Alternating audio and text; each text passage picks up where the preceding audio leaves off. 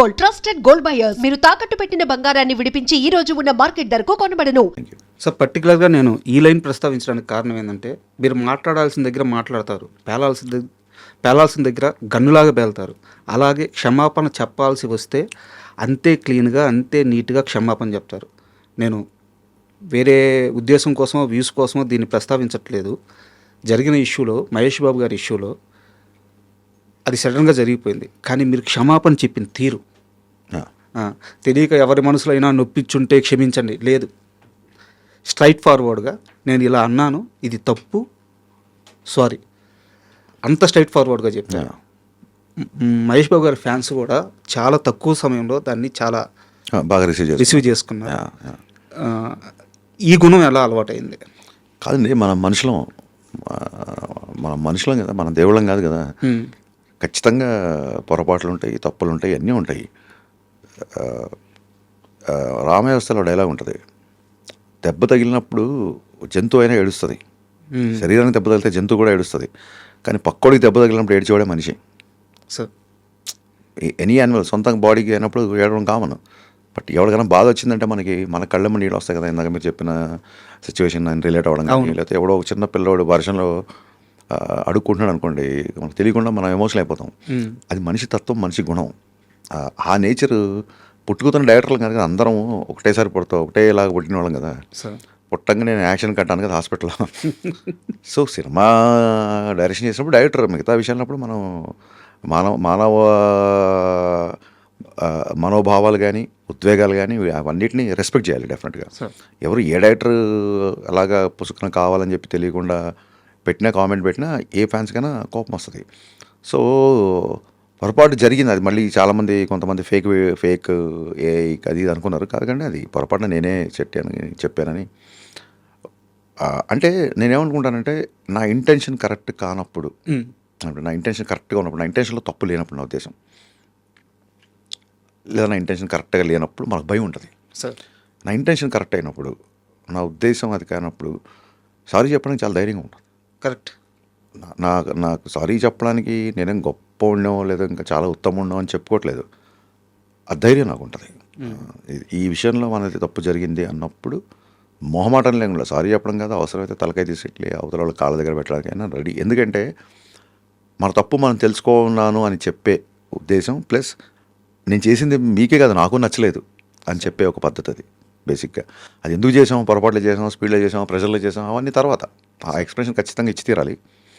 Accountability నేను తీసుకుంటా. నేను అందుకే ఒకసారి రామవ్యవస్థ ఫ్లాప్ అయిన ఈవినింగ్, ఈ ఫ్లాప్ దిల్ రాజు గారు కానీ ఎన్టీఆర్ గారు నన్ను ఇన్ఫ్లుయెన్స్ చేయలేదు, నాకు వాళ్ళు నేను చెప్పింది కోఆపరేట్ చేశారు, this flop belongs to me అని చెప్పాను.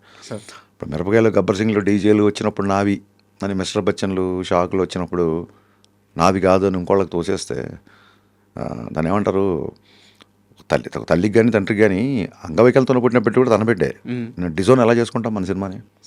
ఒక రిజల్ట్ తప్ప ఆ విషయంలో అన్నీ మనం ప్రేమించి చేసినాయి కదా. కరెక్ట్. ఒక రిజల్ట్ ఒకటే మనకు నచ్చలేదు, మిగతా అన్నీ మనకు నచ్చినాయి. అంత మాత్రం చేత సినిమాని డిజోన్ ఎలా చేసుకుంటాను నేను? సో పొగడ్తలు తీసుకున్నప్పుడు విమర్శలు తీసుకునే ధైర్యం, మెచ్యూరిటీ నాకు ఉంది అన్న ఫీలింగ్. మిస్టర్ బచ్చన్కి సంబంధించి, ఉస్తాద్ భగత్ సింగ్కి సంబంధించి ఒక చిన్న కన్వర్జేషన్ ఉంది సార్ నా దగ్గర. మిస్టర్ బచ్చన్ సినిమా రిలీజ్కి ముందు print and web press meet జరిగింది ప్రొడ్యూసర్ వాళ్ళ ఆఫీస్లో.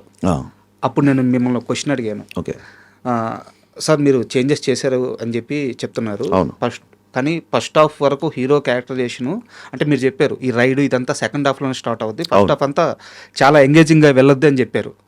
అది ఎందుకు చెప్పారంటే, నేను దానికి ముందు ఒక క్వశ్చన్ అడిగాను. రవితేజ గారిని ఆయన జానర్లో ఎనర్జీగా చూసి చాలా రోజులైంది, ఇది కూడా మళ్ళీ రైడ్ సీరియస్గా ఉంది అని చెప్పి ఒక క్వశ్చన్ అడిగితే, రైడ్స్ కానీ ఆ సినిమాలో ఉండే సీరియస్ టోన్ అంతా సెకండ్ హాఫ్లో వస్తుంది, ఫస్ట్ హాఫ్ అంతా చాలా ఎనర్జెటిక్గా ఉంటుంది అని చెప్పి మీరు చెప్పింది కరెక్ట్ కూడా. కానీ సెకండ్ హాఫ్ ప్లేస్ అవ్వలేదు. ఉస్తాద్కు సంబంధించి కూడా మీరు వేరే ఇంటర్వ్యూలో ఒక మాట చెప్పారు, పవన్ కళ్యాణ్ గారు పోలీస్ డ్రెస్ వేసుకునేది సెకండ్ హాఫ్లోనే, ఫస్ట్ హాఫ్ అంతా వేరే టోన్లో, ఎనర్జీ టోన్లో, ఫ్యాన్స్కి ఎలాగో అలా ఉంటుంది. ఈసారి కాన్ఫిడెంట్గా ఉన్నారా సార్? అంటే మిస్టర్ బచ్చన్ రైటింగ్ సైడ్ చాలా second half disappointed. And main second హాఫే. నేను సినిమా ఫ్లాప్ అయినా సరే నాకు మిస్టర్ బచ్చన్ ఫస్ట్ హాఫ్ చాలా ఇష్టం. సెకండ్ హాఫ్లో అనుకున్న స్థాయిలో రైటింగ్ రాలేదు, కుదరలేదు. కొన్నిసార్లు సీన్లు కూర్చోవు. దీంట్లో పోలీస్ క్యారెక్టర్ మళ్ళీ ఏం చూస్తామని చాలామంది అడిగినప్పుడు చెప్పా, బాబు ఓన్లీ ఇంటర్వెల్ బిఫోరే మీకు పోలీస్ క్యారెక్టర్తో కనబడతారు, అప్పటి వరకు వేరే డ్రెస్సింగ్ వేరే స్టైల్ ఉంటుంది అని చెప్పాను. దానికి దీనికి ఎనర్జీకి సంబంధం లేదు బేసిక్గా.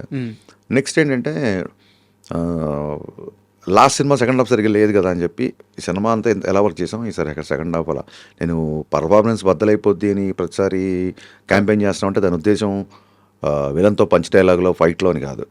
ఆయన యొక్క చేసే ఇంటెన్స్ ఎమోషన్ సీన్స్ సెకండ్ హాఫ్లో ఎక్స్ట్రానరీగా ఉంటాయి.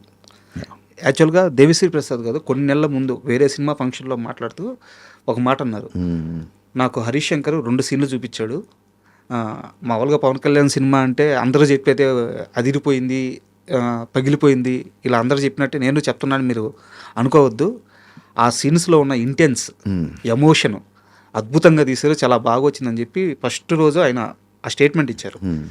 మీకు అప్పటికి సినిమా మీద అంటే ఓపెన్గా చెప్తున్నాను, ఈ ప్రాజెక్ట్ మీద కాస్త నెగిటివ్ ఉండింది, ఎందుకంటే ఇది పోలీసోడు రీమేక్ అనుకోని భ్రమలో కొంతమంది ఉండి ఒక రకమైన నెగిటివ్ ఉండింది. మొట్టమొదటిసారి దాన్ని తీసేసిన వ్యక్తి దేవిశ్రీ ప్రసాద్. మీరు చూసారు ఆ వీడియో? అది చూశాను. తర్వాత చాలా మంది ఫ్యాన్స్కి నమ్మకం వచ్చింది. తర్వాత ఇంకా ఎలాగో ప్రమోషన్ వీడియోస్ అన్ని స్టార్ట్ అయిన తర్వాత మొత్తం మారిపోయింది. ఈ రోజు భయంకరమైన బజ్ వచ్చేసింది. సో బట్ దేవిశ్రీ ప్రసాద్ మధ్యలో అందుబాటులోకి రాకపోవడం లోటుగా భావిస్తున్నారా? దేనికి అందుబాటులోకి రాకపోవడం? నిన్న సాంగ్ కూడా దేవిశ్రీ ప్రసాద్ కదా, బీజేఎం. అవునండి, మా టైం లేసి మ్యాచ్ లేదు, నేను హైదరాబాద్లో ఉండి చేయాల్సిన పరిస్థితి. అది లోటుగా భావిస్తున్నారు? నేను హైదరాబాద్లో ఉండి చేయాల్సిన పరిస్థితి. ఓకే, ఎందుకంటే ప్రీపోన్ చేసాం కాబట్టి దేవిశ్రీ ప్రసాద్ గారు చెన్నైలో చేస్తారు, తమన్ ఇక్కడ చేస్తారు. ఓకే, తమన్ గారు చేస్తున్నారు. సో వర్క్ ఫుల్గా అవ్వలేదు. దేవిశ్రీ ప్రసాద్ గారు ఫస్ట్ నుంచి లాస్ట్ వరకు ఒక నోట్స్ లాగా ప్రిపేర్ చేసుకున్నారు. అందుకే ఆల్మోస్ట్ ఆయన మైండ్లో బ్యాక్గ్రౌండ్స్ గారు అయిపోయింది. అంటే ఒకసారి స్క్రిప్ట్ రాసిన తర్వాత మన మైండ్లో ఏం చేస్తాం తెలిసినప్పుడు సినిమా ఆఫ్ ద వర్క్ అయిపోయింది అంటారు.